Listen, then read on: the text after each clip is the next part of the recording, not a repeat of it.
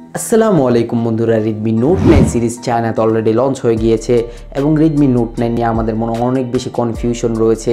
আমরা যে Redmi Note 9 দেখেছি ওগুলো সবই 4G ভেরিয়েন্ট এবং চাইনিজ যেসব ভেরিয়েন্টগুলো রয়েছে ওইগুলো আমাদের দেশের মধ্যে যদি অফিসিয়ালি আসে Redmi Note 10 সিরিজের নামে আসবে, এটা কনফার্ম ধরে রাখতে পারেন। এবং আসবেও কিনা এই নিয়ে কোনো কনফার্মেশন নেই, বাট আনঅফিসিয়ালি আসবে এটা তো একদমই কনফার্ম ধরে রাখা যায়।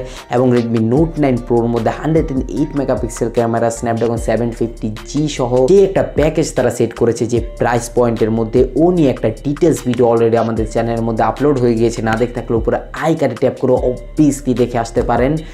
এবং আজকের ভিডিওতে আমরা আলোচনা করব Redmi Note 9 5G নিয়ে, যেখানে কিনা Dimensity প্রসেসর ব্যবহার করা হয়েছে এবং আরও কিছু ইন্টারেস্টিং জিনিস থাকার কারণে বিশেষ করে প্রাইস পয়েন্ট হিসাব করলে দারুণ একটা ডিল মনে হয়েছে এবং যা নিয়ে কিনা আজ বিস্তারিতভাবে আলোচনা করব। কিন্তু এর আগে সবসময়ের মতো আমি আবু ইউসুফ স্বাগতম জানাচ্ছি টেক ওস্তাদের নতুন একটি ফ্রেশ এপিসোডে। তো চলেন শুরু করা যায়।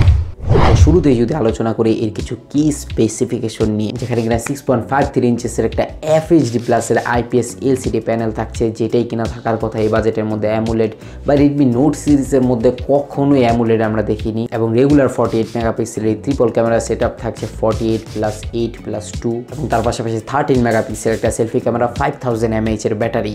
কিন্তু এইগুলো তো নর্মাল দিক, অর্ডিনারি জিনিস থাকারই কথা, কিন্তু এক্সট্রা অর্ডিনারি কী রয়েছে এটা নিয়ে আগে আলোচনা করা যাক। ফার্স্ট অফ অল UFS 2.2 এর স্টোরেজ, যেখানে কিনা অনেকগুলো ব্র্যান্ড এই প্রাইস পয়েন্টের মধ্যে eMMC স্টোরেজ দিয়ে থাকে। Secondly stereo speaker. থার্ডলি মিডিয়াটেকের Dimensity U প্রসেসর, যেটা কিনা এন্ট্রি লেভেল বা মিড রেঞ্জের মধ্যে দারুণ গেমিং পারফরমেন্স প্রোভাইড করে উইথ 5G সাপোর্টেড। বাট তারপরও যে প্রাইস পয়েন্টের মধ্যে এই ফোনটা এসেছে, অ্যাটলিস্ট আমার মনে হয় যে বাংলাদেশের মধ্যে যখন Redmi Note 9 5G এবং Redmi Note 9 Pro 5G আসবে, ম্যাক্সিমাম থেকে ম্যাক্সিমাম মানুষ Redmi Note 9 Pro 5Gটাকে কিনবে।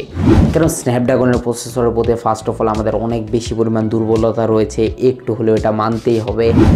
সেকেন্ডলি 108 মেগাপিক্সেল ক্যামেরা, এটাও একটা মার্কেটিং টার্ম বা মার্কেটিং গিমিক হিসাবে হিউজ লেভেলে কাজ করবে শাওমির ক্ষেত্রে। কিন্তু দেখার বিষয় যে আলটিমেটলি আনঅফিসিয়াল প্রাইজিংয়ের মধ্যে কত বেশি পরিমাণ রাজনীতি হয় আমাদের বাংলাদেশি দোকানদারগুলোর মধ্যে। কারণ আনঅফিসিয়াল ফোনগুলোর মধ্যে যে কী রকম প্রাইজিং থাকে, যারা কিনা লেটেস্ট কিনে থাকে তারাই ভালো জানে কোন জায়গার প্রাইজিং নিয়ে তারা কোন জায়গায় ঠেকিয়ে দেয় কোন একটা ফোন লেটেস্ট বাংলাদেশের মধ্যে এন্টার হলে। বাট এই যদি চাইনিজ কারেন্সির প্রাইস নিয়ে বলি, সেখানে 1299 ইউয়ানের বেস ভেরিয়েন্ট লঞ্চ হয়েছে, 6128GB variant, which is really কুল। এবং ওই চাইনিজ কারেন্সি কনভার্ট করলে আমাদের দেশে 16,800 টাকার মতো আসে, অ্যারাউন্ড আন্ডার 20K বাজেটের মধ্যে 5G স্মার্টফোন, UFS 2.2 এর স্টোরেজ সাপোর্টেড, 20K বাজেটের মধ্যে অবভিয়াসলি এটা একটা গ্রেট ডিল বলাই যায়। এখন পর্যন্ত আমি দেখি না যে এর চেয়ে ভালো কোনো কম্পিটিটর রয়েছে এই বাংলাদেশের আনঅফিসিয়াল স্মার্টফোন মার্কেটের মধ্যে। কিন্তু দেখার বিষয় আদৌ কি এটা যখন কিনা বাংলাদেশের মধ্যে আসে আন্ডার 20K প্রাইজিং থাকবে কিনা।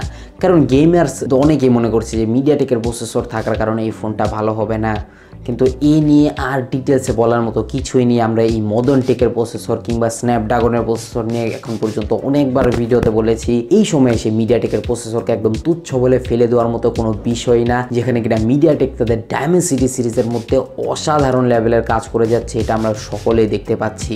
এবং এই প্রসেসরটা এই বাজেট ক্যাটাগরির জন্য একদম একটা টার্নিং পয়েন্ট হবে বা বিস্ট স্মার্টফোন হিসাবে কাজ করবে আমার মতে অ্যাটলিস্ট। এবং এর সকল জিনিস ডিপেন্ড করে আমাদের বাংলাদেশের মধ্যে আনঅফিসিয়ালি প্রাইজিংটা স্টার্টিং কোথা থেকে শুরু হয় এটার উপর। এবং এই নিয়ে একদম ডিটেলসে আলোচনা করবো আমাদের বাংলাদেশের মধ্যে এন্টার হওয়ার পরই।